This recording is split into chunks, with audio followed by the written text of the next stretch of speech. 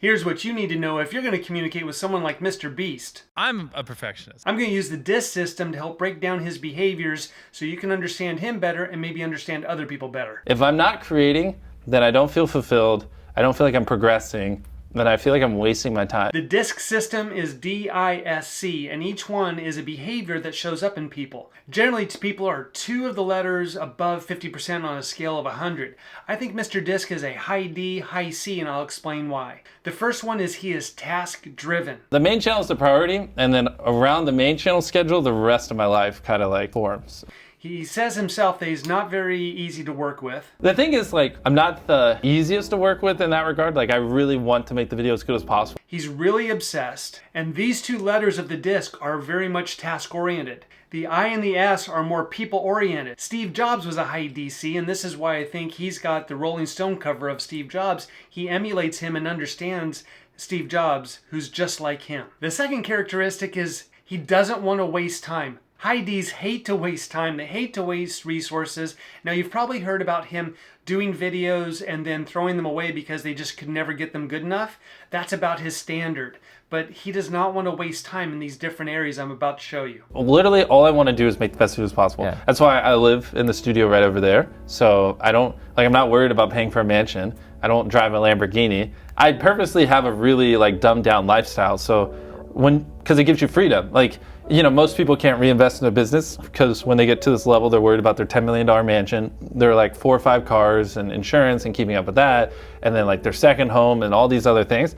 I just cut it all out. I have no personal debt or things, that I have to pay for. So I can just go all in on the business because it's it doesn't even matter. Even in his dating life, he doesn't want to waste time. He wants to find someone who's aligned the way he is. Someone who's not going to take up all of his time distracting him. Someone who wants to grow with him and learn with him and do the things he wants to do. All I've ever wanted is someone to just read books with me, watch documentaries, and just learn with me. Because then if you're not learning, then it's I could make $100,000 an hour or whatever.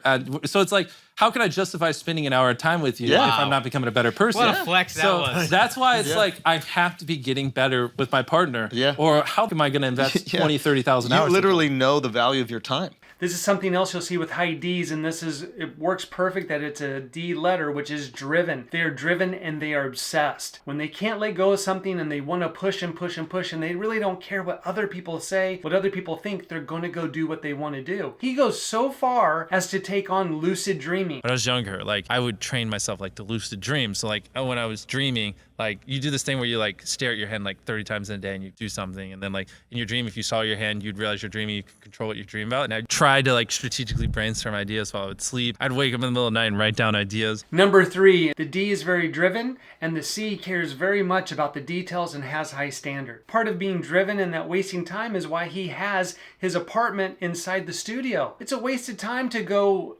and live 30 minutes away or whatever. He wants to be close and just do the work and recharge. Yes. Yeah, but and the thing is 99% of people, even if you had that ideal, that was so much time, man. So much time and so many, it started with 1 million, and it's half a year of just nonstop obsession and grinding and reaching out and learning and learning and learning and trick shot for trees and this and that, all just culminating to that final end point. And 99% of people would have gave up.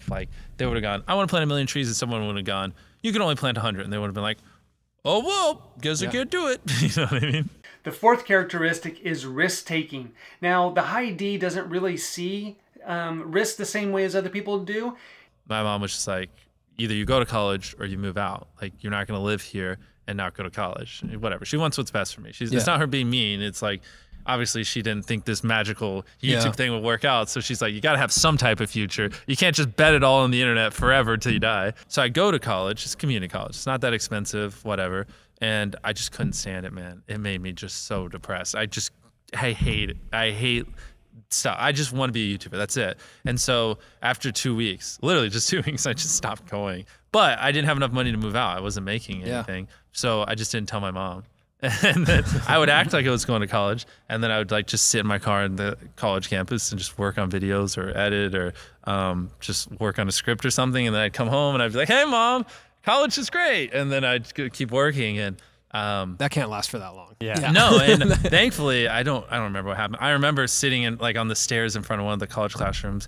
I was talking to James, one of the people you met, and I was like, yo, I don't know what the fuck's going on, but like I've just been grinding every hour of the day, and I just pay like 20 grand a month. I was like, I'm ready to like tell mom that I'm failing every class and move out tomorrow. He's like, okay. And I picture that because it's like 11 p.m. and I'm just pacing, and then I'm like, yeah, mom, I have zeros and everything. I haven't been going. And I was like, I'll move out tomorrow. And then I moved out the next day, and she was so mad. But I was starting to finally make money, and so I could afford to move out. And he wasn't sure that he's going to make it, but he still went after and he did it, and luckily he made enough money that he could move out. He also famously did his first viral video where he gave $10,000 to a homeless man. There was no guarantee that was going to go viral, but he knew it and he believed it, and it was a huge risk if it didn't work out. But he wasn't scared about the risk, and in his mind, he doesn't see it as a risk, and that's the hallmark of a high D. And the fifth characteristic is he's very analytical. One day, I literally got up and we had an 18-hour Skype call, and then I went to bed, and that's all I did. And we were just tearing apart YouTube videos, studying trends and stuff like that. I don't even know how I got food. He breaks down the numbers. He goes and talks to people about storytelling. He does all these things. He knows the numbers. He knows what he's doing, and that's what that analysis does, and that's really where that high C comes in. So if you want to communicate effectively with these high D profiles, you want to be very direct. You do not want to waste their time. You want to be accurate, and you want to maybe challenge them sometimes. Looking weak and backing off, they're not going to really respect you, and that's how you deal with this kind of profile.